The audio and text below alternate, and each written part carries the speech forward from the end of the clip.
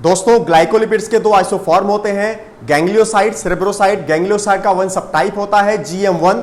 GM1 का significance ये है कि कोलेरा टॉक्सिन के लिए रिसेप्टर का काम करता है। दोस्तों तीसरी कैटेगरी है कोलेस्ट्रॉल। कोलेस्ट्रॉल का प्रिकर्सर होता है 7D हाइड्रोकोलेस्ट्रॉल, जो कि एक्सक्लूसिवली स्किन में प्रेजेंट होता है। कोलेस्ट्रॉल सेल मेम्ब्रेन की फ्लूइडिटी को ना तो बढ़ाता है ना घटाता है, उसे मेंटेन करके रखता है। कोलेस्ट्रॉल का एक और नाम है फ्लूइडिटी बफर। राइट फ्रेंड्स, कुछ लिपिड्स ऐसे होते हैं जो सेल मेम्ब्रेन की फ्लूइडिटी को बढ़ाते हैं, कुछ घटाते हैं। जो बढ़ाते हैं वो होते हैं पॉली अनसैचुरेटेड फैटी एसिड। इनके एग्जांपल्स हैं linoleic acid, linolenic acid, arachidonic acid. इनको हेल्थ के लिए अच्छा माना गया है। साथ ही साथ में फिश कंजम्पशन भी करना चाहिए, क्योंकि फिश में ओमेगा 3 फैटी एसिड होता है जो स्वास्थ्य के लिए लाभदायक होता है। यदि कोई फिश नहीं खा पा रहा तो फिश ऑयल का भी इस्तेमाल कर सकता है। दूसरी कैटेगरी है वो लिपिड जो सेल में फ्लूइडिटी को घटाते हैं, वो होते हैं सैचुरेटेड फैटी एसिड्स। उनके एग्जांपल है स्टेरिक एसिड, पामिडिक एसिड। ये स्वास्थ्य के लिए बैड होते हैं। राइट, सैचुरेटेड फैटी एसिड को ही ट्रांस फैटी एसिड भी कहते हैं। ये जंक फूड में सबसे ज्यादा पाए जाते हैं, इसलिए जंक फूड को अवॉइड करना चाहिए। राइट दोस्तों, अब दोस्तों आते हैं प्रोटीन्स के ऊपर।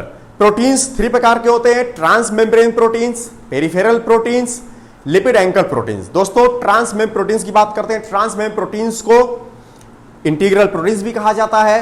जो most of the receptors transmembrane proteins होते हैं। For example G protein couple receptor transmembrane protein है।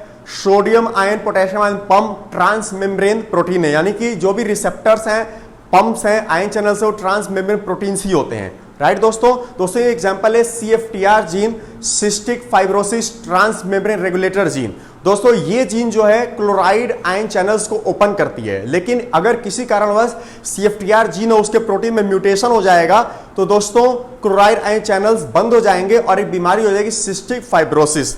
तो दूसरी प्रोटीन है पेरिफेरल प्रोटीन। ये एक्सक्लूसिवली आरबीसीज और स्केलेटल मसल्स में प्रेजेंट होती है। राइट, ये सपोर्टिव प्रोटीन्स होती हैं। ये आरबीसीज और स्केलेटल मसल्स के जो स्ट्रक्चर होता है उसको मेंटेन करके रखती है। राइट दोस्तों, पेरिफेरल प्रोटीन जो आरबीसीज में होती है वो होती है स्पेक्ट्रिन और एंकायरिन। स्पेक्ट्रिन और एंकायरिन आरबीसीज के बाइकन के डिश शेप को मेंटेन करने में मदद करता है।